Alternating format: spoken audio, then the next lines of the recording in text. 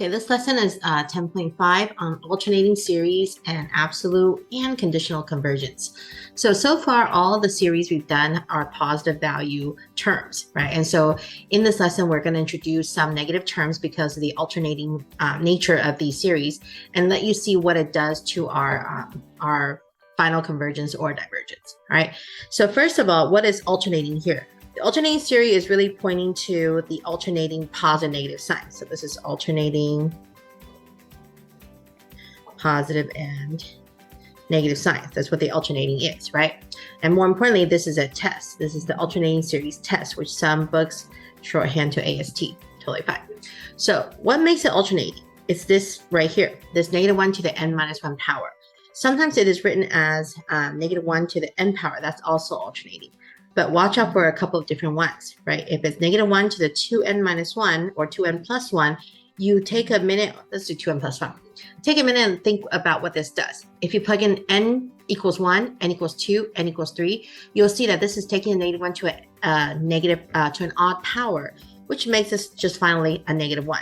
So this is not alternating. That exponent does not make it alternating. Similarly, if you have it to a 2n power, this actually makes it even, right? Any number you plug in makes it even power, and even power -1 makes it a +1. So neither of those are alternating series, even though there's a -1 there. So a very common misconception from students is that they see the -1, they automatically think, oh, it's alternating series. No, you actually have to look at the exponent to see if it's truly an alternating series, okay? All right, so what are we doing here? Well, this is saying that if you indeed have an alternating series, it is true. It is convergent if two things are true. Number one, your terms are getting smaller and smaller and smaller. A sub k is bigger than k sub 1, so it's bigger than the next number, and it's bigger than the next number, it's bigger than the next number. So it's getting smaller and smaller and smaller and smaller, so it's going to converge into a number at the end, right? Secondly, despite the alternating fact, so not looking at the alternating fact of it, you're just looking at the sequence itself, a sub n. If the limit approaching 0 of a sub n equals 0, then you have a converging alternating series, okay? All right, so let's look at the next problem here. We're comparing these two series. The only difference between these two series is the exponent right here. There's an n squared here and a n to the 1 power. Does that make a huge difference? Let's see. First thing I need to see is, hey, are these truly alternating series? And yes, our exponents are an n minus 1, so these are alternating series. So then we only need to prove the second one.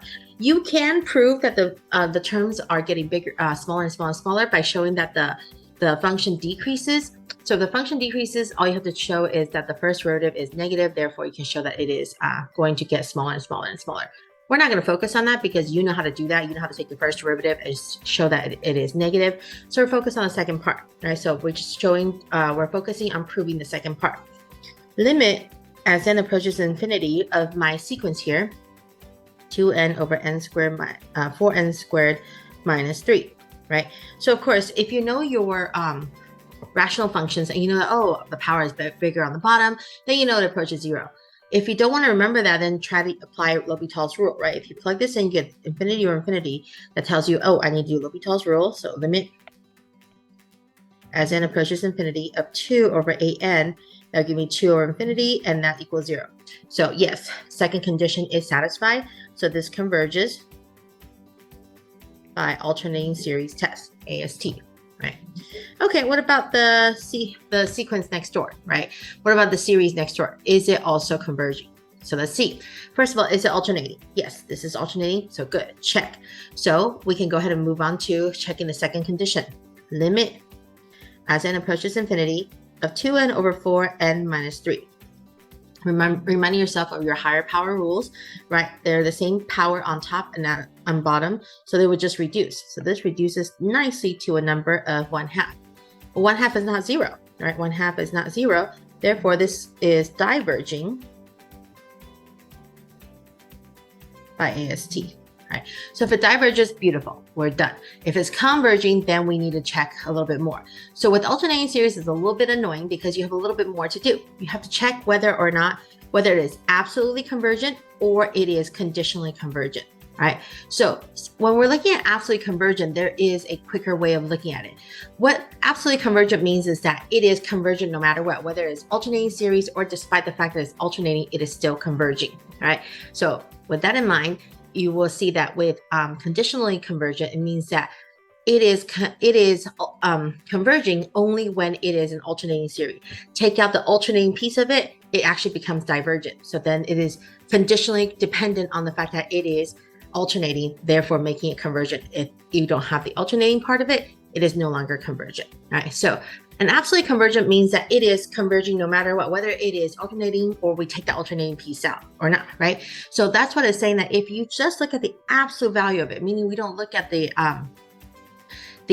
alternating piece of it, if that sequence itself is converging, then it actually implies that the original one, the alternating one, is also converging. So it's actually kind of nice, right? So what is this saying? Well, we can take a look at this. So we're looking at this sequence despite the alternating piece of it. So we're going to look at the series of 1 over n squared, right? Now we know this. This is what? This is a converging p series. Why? Don't forget, it's because p is greater than 1, right? P is greater than 1, therefore it is a converging series here. So now, is it absolutely convergent? Well, yeah, because there's nothing else to contradict this. We know this is a converging p series, right? We can use any other test. We can use limit comparison test. We're still going to get a converging p series. So, well, we know this is converging. So this is absolutely convergent. Therefore, this is absolutely, because this is absolutely convergent, then this implies that the alternating piece of it is convergent.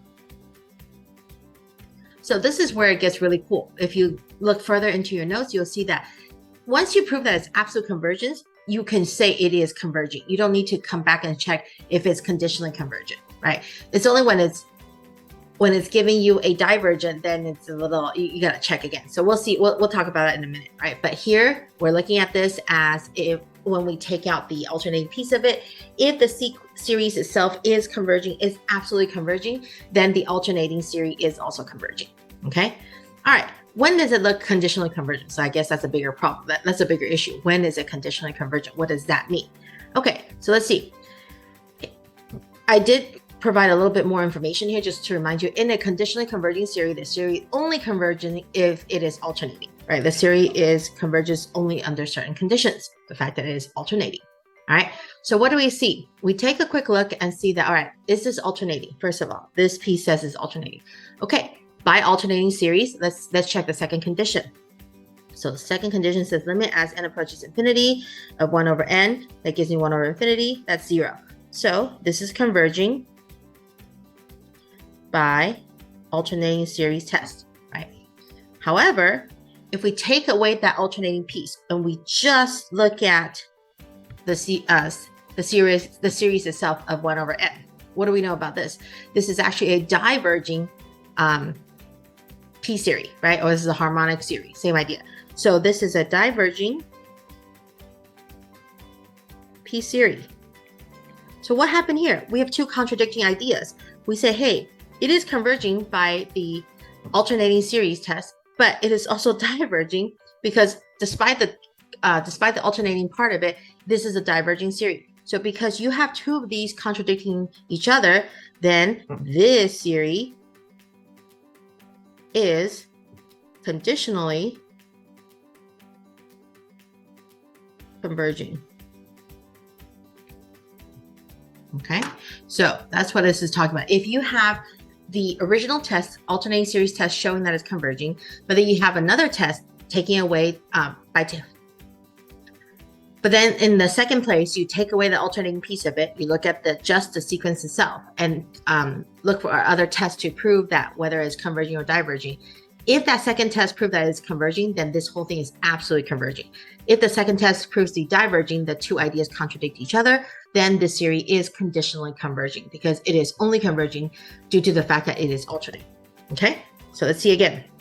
Your homework has a ton of these problems where it's asking you, does the series absolutely converge, conditionally converge, or diverge? So the good news is if it diverges, you actually just diverge it. There is no conditional diverge, it just diverges, right? Okay, so let's take a quick look. First thing I see this, okay, this is the n power. So this is truly alternating. So I just need to check for alternating series test. So I go limit as n approaches infinity of n over n cubed plus 2.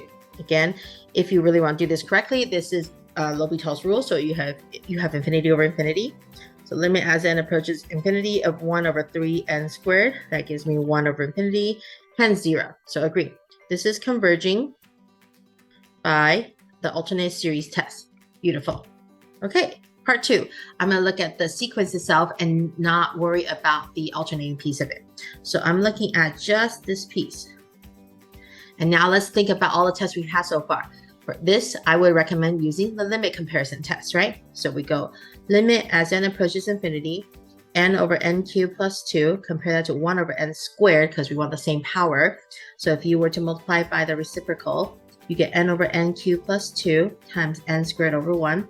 This will get n cubed over n cubed. You get a limit of 1. Awesome. We like 1, right? 1 is greater than 0. So because it's greater than 0, we can compare. We're saying they have the same behavior. So 1 over n squared is a converging p-series. Therefore, n over n cubed plus 2 is converging by limit comparison test, right? So now, the two ideas here are supporting each other. It converges by alternate series test, and it is converging by limit comparison test.